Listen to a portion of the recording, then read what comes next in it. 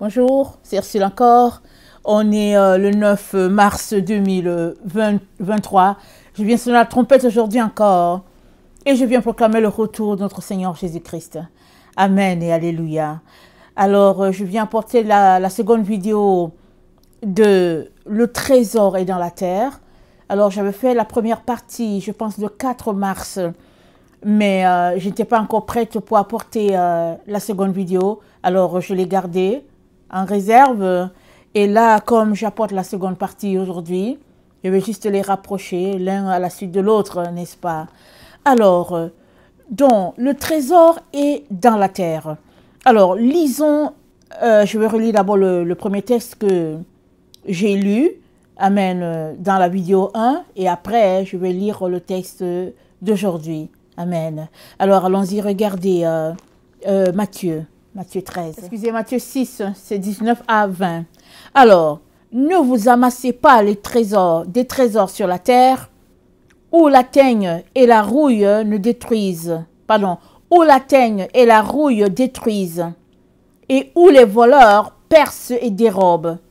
Mais amassez-vous des trésors dans le ciel, où la teigne et la rouille ne détruisent point, et où les voleurs ne percent ni ne dérobent.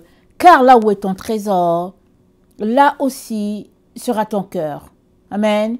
Et nous avons déjà lu le texte de Matthieu qui dit que le trésor est dans le champ, il est dans la terre. Et celui qui le trouve, il cache encore ce trésor-là, il va, il vend tout ce qu'il a et il achète tout le champ. Amen. Alors, le trésor est dans la terre, mais où est la terre? La terre est où? Lisons 2 Corinthiens 4, le verset 7. 2 Corinthiens 4, le verset 7, ça nous dit ceci.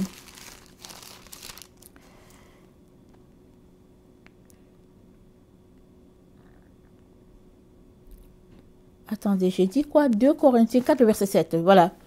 Nous portons ces trésors dans des vases de terre, afin que cette grande puissance soit attribuée à Dieu et non pas à nous. Nous sommes pressés de toute manière, mais non réduits à l'extrémité. Dans la détresse, mais non dans le désespoir.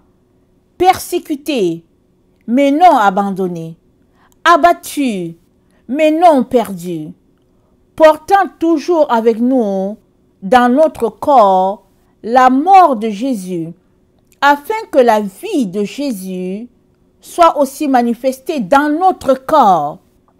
Car nous qui vivons, nous sommes sans cesse livrés à la mort à cause de Jésus, afin que la vie de Jésus soit aussi manifestée dans notre chair mortelle. Ainsi, la mort agit en nous et la vie agit en nous. Et comme nous avons le même esprit de foi qui est exprimé dans cette parole de l'Écriture, j'ai cru, c'est pourquoi j'ai parlé, nous aussi nous croyons et c'est pour cela que nous parlons. Sachant que celui qui a ressuscité le Seigneur Jésus-Christ nous ressuscitera aussi avec Jésus et nous fera paraître avec vous en sa présence. Car tout cela arrive à cause de vous, afin que la grâce en se multipliant fasse abonder à la gloire de Dieu les actions de grâce et d'un plus grand nombre. Donc, la grâce de Dieu agit afin que le plus grand nombre puisse être sauvé. Et cette grâce agit où? Elle agit dans la terre. Et la terre, c'est quoi? C'est nous. Nous sommes poussière. Dieu a pris la terre. Nous avons été faits à partir de la terre. Et c'est dans cette terre-là que Dieu a mis le plus gros de tous les trésors. Et ces trésors, c'est Christ. Christ habite en nous. Amen. Par l'Esprit.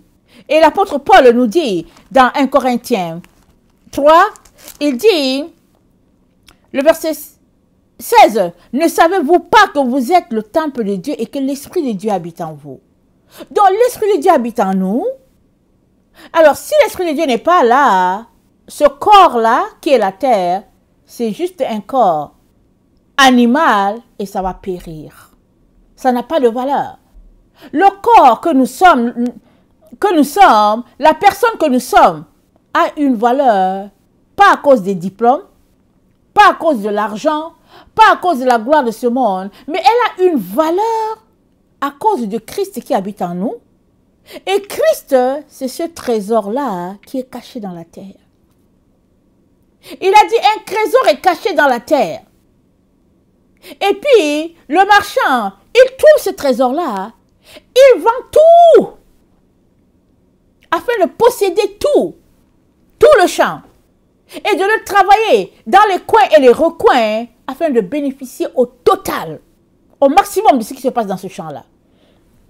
Et puis, l'apôtre Paul nous dit, dans 2 Corinthiens 4, le verset 7, il dit, « Nous sommes pressés de toute manière, mais non réduits à l'extrémité. Et puis, nous portons ces trésors dans des vases de terre. Et cela, une telle puissance, une telle gloire, une telle possibilité est attribuée à Dieu seul. » Parce que c'est incompréhensible, n'est-ce pas? Que la terre, cette boue, cette argile qui n'a pas de valeur, en partant, devient quelque chose de très précieux à cause de Christ en nous.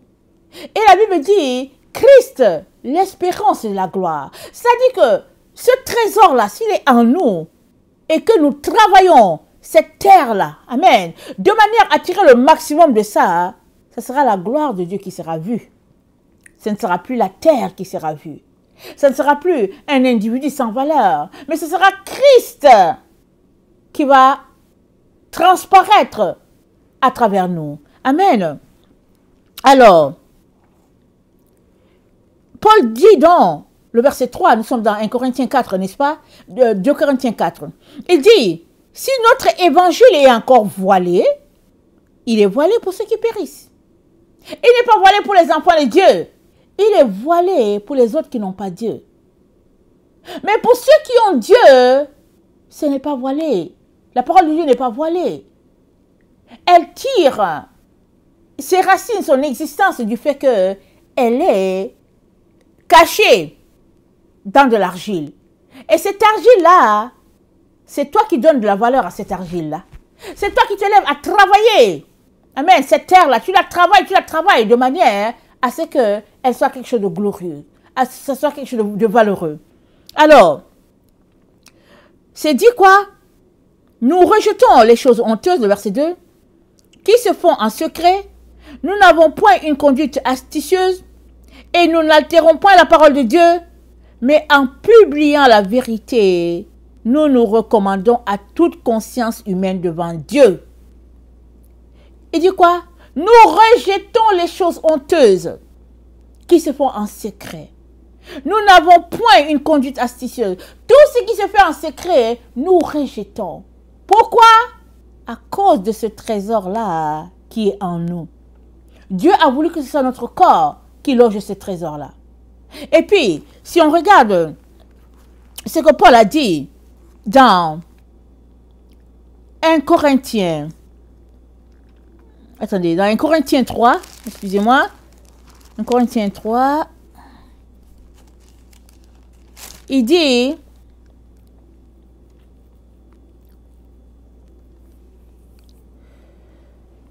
le verset 12, si quelqu'un bâtit sur ce fondement avec de l'or, de l'argent, des pierres précieuses, du bois, du foin, du chaume, l'œuvre de chacun sera manifestée, car le jour la fera connaître, parce qu'elle se révélera dans le feu, et le feu éprouvera ce qu'est l'œuvre de chacun. Si l'œuvre bâtie par quelqu'un sur le fondement subsiste, il recevra une récompense. Si l'œuvre de quelqu'un est consumée, il perdra sa récompense. Mais pour lui, il sera sauvé, mais comme au travers du feu. Donc, nous bâtissons, amen, sur le fondement qui est Christ. Et puis, ce fondement-là que nous le bâtissons en nous. Parce que c'est là la terre. Et puis, ce que nous aurons fait de cette terre-là, c'est vu dans ce que nous sommes, dans ce que nous devenons. Est-ce que c'est l'Esprit de Dieu qui nous dirige?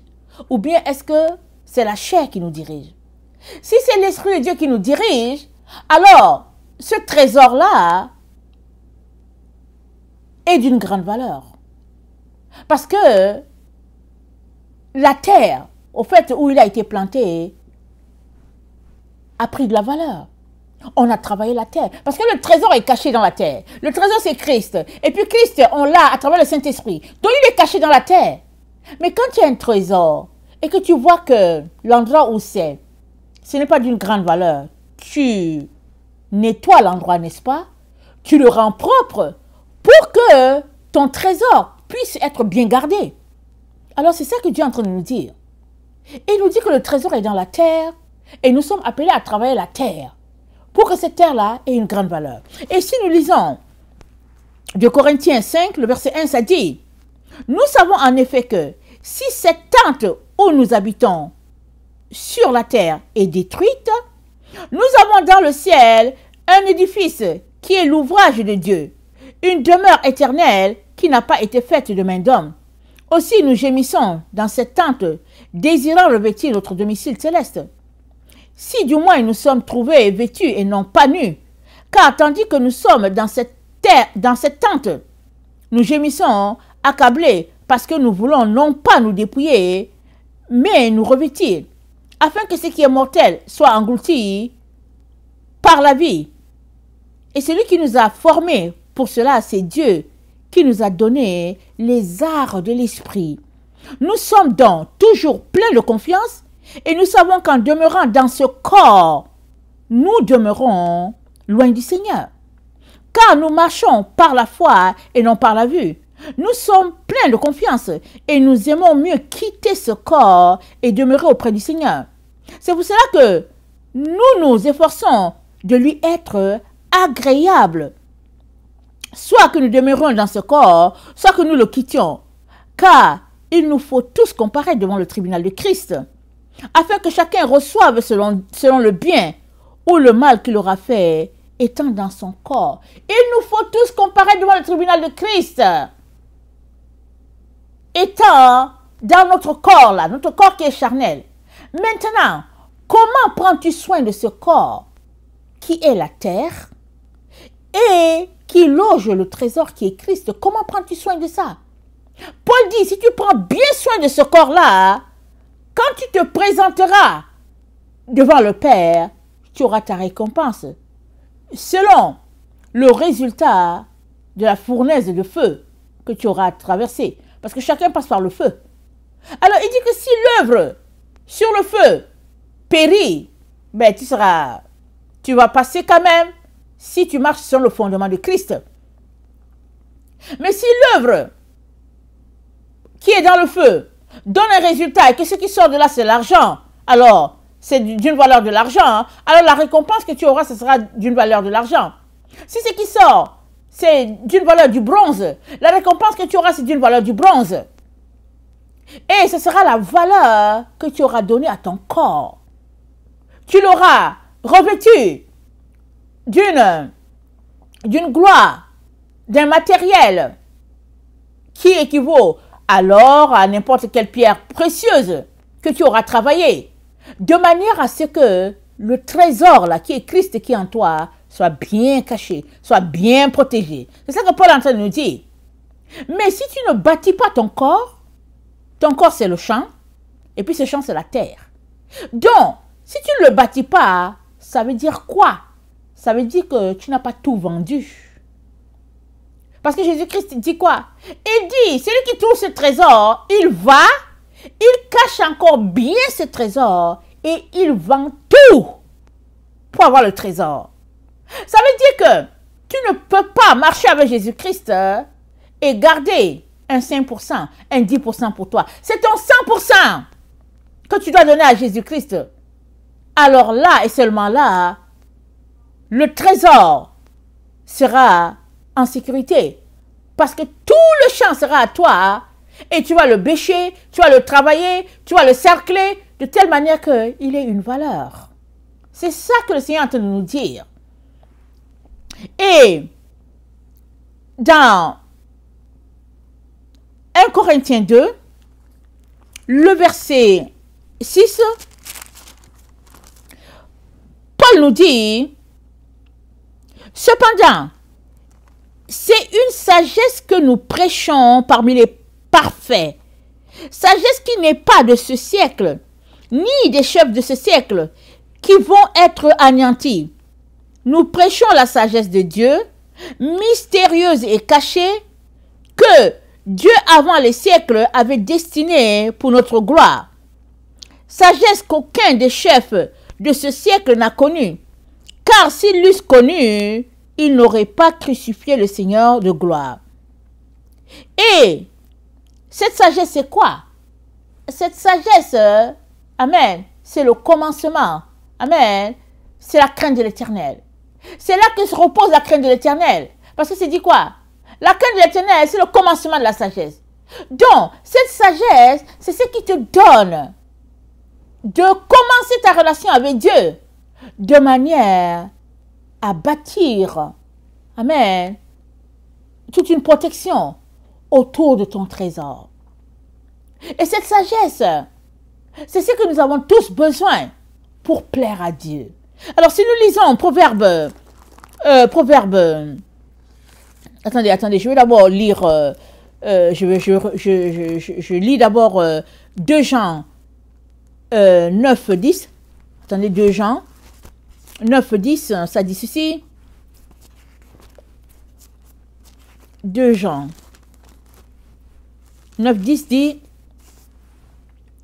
quiconque va plus loin et ne demeure pas dans la doctrine de Christ n'a pas Dieu. Celui qui demeure dans cette doctrine a le Père et le Fils. C'est-à-dire, le Père ne peut pas être séparé du Fils. Et tout repose dans la doctrine.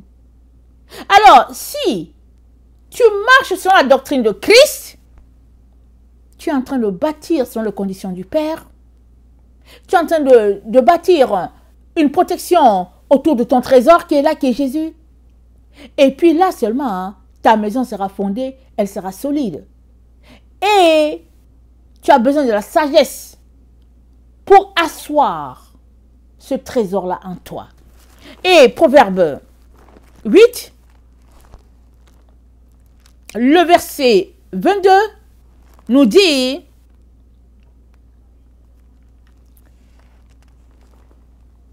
l'Éternel m'a créé la première de ses œuvres. Avant ses œuvres les plus anciennes, j'ai été établi depuis l'éternité. La première des œuvres de l'Éternel, c'est la sagesse. Ça veut dire quoi? Ça veut dire, toi et moi, avant toute chose, nous avons besoin d'établir la sagesse. Nous avons besoin de la mettre à la base pour pouvoir bâtir, pour pouvoir avoir un champ conforme à ce que Dieu attend. Et le champ, c'est notre corps. Parce que notre corps, nous sommes la terre, n'est-ce pas? Nous sommes la terre. Le trésor est dans la terre. Le trésor est en toi. Pourquoi tu le cherches dehors? Pourquoi tu vas le chercher sur les bancs? Pourquoi tu vas le chercher dans, comment on appelle ça? Dans ton lieu de travail? Non, le trésor, il est en toi. Il n'est pas dehors. Il est en toi. Jésus-Christ a dit quoi? Il a dit, le royaume des cieux est en vous. Le royaume des cieux est en tos. Il est en tos. Il est à l'intérieur. Plusieurs cherchent le royaume de Dieu dehors. Mais non, il est dedans, en dedans. Qu'est-ce que tu as besoin? Tu as besoin de faire sortir tout ce qui est mauvais. Tout ce qui souille ton corps. Tu as besoin d'enlever ça, d'envoyer ça dehors. Alors que tu fais cela, tu rends ton habitat propice à la présence de Dieu. Tu laisses la place à tout le Saint-Esprit de faire le travail. Et le Saint-Esprit en toi va donner de la valeur et de la valeur et de la valeur à ton corps, qui est le temple du Saint-Esprit. C'est à ça que nous sommes appelés. C'est à ça que Dieu nous encourage à tous les jours. Parce que si tu as en toi le Christ, tu as aussi le Père. Et puis, qu'est-ce que Dieu a dit? Il a dit, Dieu était en Christ, réconciliant le monde avec lui. Ça, c'est 2 Corinthiens 5, le verset 19. C'est dit, car Dieu était en Christ, réconciliant le monde avec lui-même, en n'imputant point aux hommes leurs offenses, et il a mis en nous la parole de la réconciliation. Nous faisons donc les fonctions d'ambassadeurs pour Christ, comme si Dieu exhortait par nous. Nous vous en supplions au nom de Christ, soyez réconciliés avec Dieu. Ça veut dire quoi? Ça veut dire que si tu as Jésus-Christ, Dieu est dedans. Dieu était en Christ. Dieu était à l'intérieur de Jésus, réconciliant le monde avec lui-même. Alors, si tu as Jésus-Christ, Dieu est dedans, il est à l'intérieur. Amen. Et si Dieu est à l'intérieur, la sagesse est dedans. Pourquoi? Parce que la sagesse, c'était la première œuvre de Dieu. Regarde un peu, c'est comme les poupées russes. Dans les poupées russes, il y a une qui s'emboîte dans l'autre. Quand tu ouvres, il y a une autre dedans. Quand tu ouvres, il y a une autre dedans. Et cette image-là, ce n'est que comme ça que tu pourras bâtir ta maison. Et tu auras un champ qui est vraiment propice à ce que Dieu attend. Parce que le champ, c'est ton corps. Le corps, c'est la tente, comme Paul a dit dans 2 Corinthiens 5. La tente, c'est le temple du Saint-Esprit. Et le temple du Saint-Esprit, c'est la maison de Dieu, l'habitat de Dieu.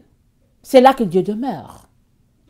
Si du moins, tu as travaillé, tu as vécu sur la terre pour laisser à Dieu toute la place. Mais si tu as travaillé pour les choses du monde, alors tu auras tout simplement gaspillé ton temps. Tu auras tout simplement perdu ton énergie à élever la chair et non l'esprit. Voilà pourquoi Dieu dit, j'ai mis devant toi le bien et le mal. Choisis le bien. J'ai mis devant toi la vie et la mort. Choisis la vie. Et le même Paul, il nous dit dans Philippiens 2, le verset 12, Paul dit, ainsi mes bien-aimés, comme vous avez toujours obéi, travaillez à votre salut avec crainte et tremblement, non seulement comme en ma présence, mais bien plus encore maintenant que je suis absent. Car c'est Dieu qui produit en vous le vouloir et le faire selon son bon plaisir. Faites donc toutes choses sans murmure ni hésitation, afin que vous soyez irréprochables et purs, des enfants de Dieu, irrépréhensibles au milieu d'une génération perverse et corrompue, parmi laquelle vous brillez comme des flambeaux dans le monde. Nous sommes appelés à briller dans ce monde. Nous sommes appelés à être irrépréhensibles, malgré toutes les attaques, toutes les oppositions, toutes les persécutions. Nous devons être irrépréhensibles. Et puis, dans Philippiens 3, Paul dit, le verset 8, « Et même, je regarde toutes choses comme une perte à cause de l'excellence de la connaissance de Jésus-Christ, mon Seigneur, pour lequel j'ai renoncé à tout, et je le regarde comme de la boue afin de gagner Christ, et d'être trouvé en lui, non pas avec ma justice, celle qui vient de la loi, mais avec celle qui s'obtient par la foi en Christ, la justice qui vient de Dieu par la foi, afin de connaître Christ et la puissance de sa résurrection et la communion de ses souffrances, en devenant conforme à lui dans sa mort pour parvenir, si je puis, à la résurrection d'entre les morts. Pour parvenir, si je puis, à la résurrection d'entre les morts. Regardez Paul. Vous connaissez les écrits de Paul. Quand nous lisons Paul, nous sommes saisis par une personne transformée par l'œuvre du Saint-Esprit, par une personne qui jadis a persécuté les chrétiens et a carrément changé. Et lui, Paul, il dit, si je puis parvenir à la résurrection des morts, il dit, je traite durement mon corps, je le traite de manière que je ne puisse pas rater le Seigneur. Regardez ce que Paul dit et examinons-nous pour voir si c'est comme ça que nous marchons.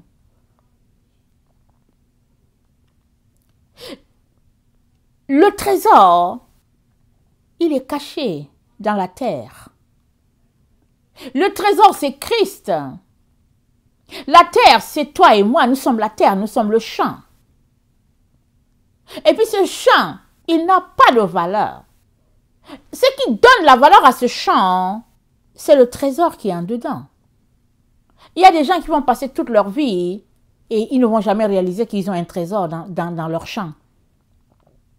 Il y a d'autres qui réalisent qu'il y a le trésor qui est là. Mais, est-ce qu'ils en prennent soin? Certains réalisent qu'il y a le trésor et ils font tout pour avoir ce trésor-là avec eux. Ils font tout pour travailler, pour faire comme Paul. D'autres, ils savent qu'il y a le trésor. Ils font le minimum. De telle sorte qu'à la fin, quand le Père vient pour la récolte, il n'y a rien. D'autres encore, ils ne savent pas qu'il y a le trésor. Ils sont conscients de rien. Ils sont dans un état de somnolence. Mais Dieu aimerait pour toi et moi nous réveiller à cette vérité-là que le trésor est là dans notre corps. Ce corps qui n'a pas de valeur, le trésor est là. Et si nous réalisons que le trésor est là, c'est que nous venons d'allumer, n'est-ce pas? Nous venons d'avoir la plus grande des révélations. Parce que le trésor, c'est Christ. Le trésor, c'est Jésus-Christ en nous. Il est en nous à travers le Saint-Esprit. Mais maintenant, à quoi passons-nous notre temps? Est-ce que nous passons le temps à nettoyer le champ, à le sarcler, à enlever les mauvaises herbes, à l'apprêter, de telle sorte qu'il puisse avoir une grande valeur? Que faisons-nous? Parce que la façon dont tu auras pris soin du champ fera que ta récompense sera grande ou petite. La manière dont tu auras pris soin du champ, ou bien la manière dont tu auras été consciente que le trésor est là, fera que tu entreras dans le royaume de Dieu, ou bien tu n'entreras pas. Le trésor est dans le champ. Est-ce que tu en prends soin? Il est très important de s'arrêter et de crier à Dieu afin que nous puissions prendre soin de ce champ-là. Afin que nous puissions tout vendre, tout, et garder uniquement ce champ-là et tout donner pour lui donner une valeur hors prix. C'est la seule manière pour toi et moi d'entrer dans la présence de Dieu. Que le nom de notre Seigneur soit béni. Parce que il nous aime tant, n'est-ce pas? Il nous a parlé à travers les paraboles. Dans les paraboles, il y a beaucoup de secrets. Il y a beaucoup de sagesse dans les paraboles. Et c'est important d'aller devant Dieu. De lire les paraboles. Lisons-les plusieurs fois. Et on sera étonné de voir toute la sagesse qui est dedans. Mais surtout, on sera étonné de réaliser que, hey, dans le fond, voici une révélation que je n'avais pas vue. Mais ça, c'est réservé pour ceux qui lisent les paraboles à tout moment. Que le Seigneur nous donne à tout un chacun, n'est-ce pas, de pouvoir travailler ce champ-là, qui est notre corps, afin de tirer le maximum, afin que le trésor que Dieu a placé là soit en sécurité. Amen. Et ce trésor, c'est Jésus. Alléluia. Soyez bénis. Amen.